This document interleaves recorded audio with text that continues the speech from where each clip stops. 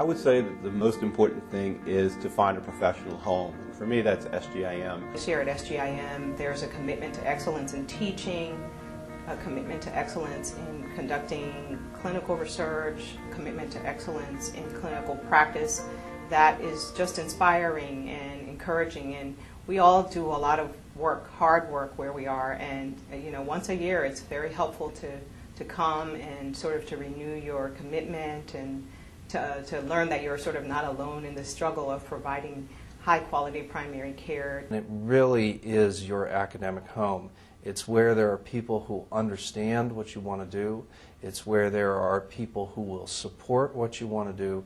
It's where there are people who will cheer for what you want to do. I really liked this ability for clinicians and researchers and people in academic medicine to have this community where we could improve our research, improve our patient care, improve our ability to train and teach medical students and residents.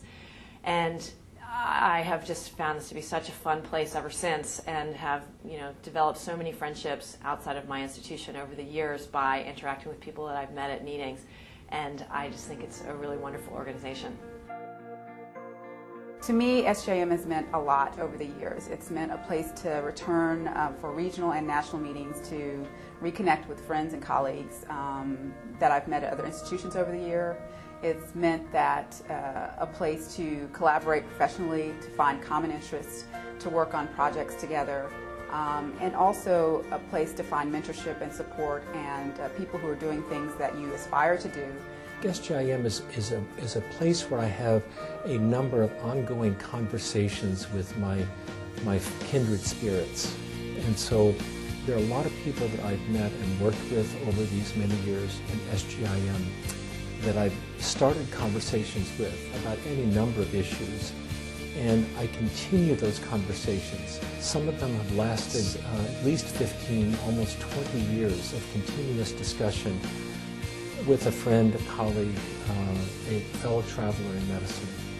I think if residents or students are thinking about a career in general internal medicine, I would tell them to seek opportunities to have education beyond residency if they're considering an academic career, fellowship, that sort of thing, and also to find mentors in the field who can help to guide them for their passions, and to set goals, both personal and professional, and realize that those things are going to change over time, but they need to know where they're going in order to get there. I first joined SGIM when I came to the meeting when I was a third-year resident in 1993. And it was really eye-opening for me because I didn't really know all the things that were available to being a primary care doc past seeing patients. And again, I love seeing patients, but I think that it's nice to be able to round your career out with lots of different things. Probably the single most important thing that I've gained from SGIM was someone I consider to be my lifelong mentor now. So I completely credit SGIM for giving me that opportunity, and since that time have felt that that's where I've been trying to give back professionally. As a resident and then as a fellow, it was unclear to me which path I wanted to go, and I think being a member of SGIM allowed me to explore with a variety of different people who are pursuing different paths what their passions were, and really try to figure out where my ultimate passion was. I came to my first national meeting of SGIM and realized that the same as I tell the residents who are in a primary care residency, it's nice to see other people who are doing the same thing that you are, who are succeeding at it, have been doing it for a long time, and can give you the support and the mentorship that you're providing for the residents back at your home institution and to other faculty members as well. I thought about public health and was thinking about medicine, but it wasn't until I kind of found this world of academic internal medicine that I knew I would have a place, that I really knew I would fit in. The SGIM as an organization and leading members in different areas have been the lead internationally in medical decision-making, health services research, doctor-patient communication, medical ethics.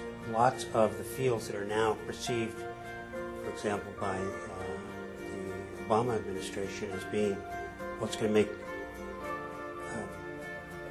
healthcare reform have a heart and have a mind and not just be a financial arrangement. Healthcare has been about wealth making in the U.S. and not about health making. And sometimes SGIM is at odds with some of the national players because we have always been about health making for healthcare, thinking about what we do, how it's going to make people better, make us better doctors at what we do. And we happen to be really in sync, I think, with national health policy right now. And so as long as we continue as an organization to speak with one voice about how important it is that the outcome is health and not wealth for healthcare, then we might have an opportunity to really make a big difference.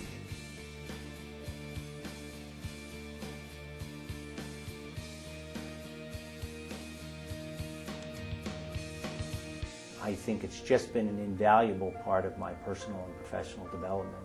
And I think it really informs my desire to give back to the organization. There's a term in Sanskrit called satsangam, which means good company. And I think that one of the nice things that SGIM offers is that, satsangam is everywhere.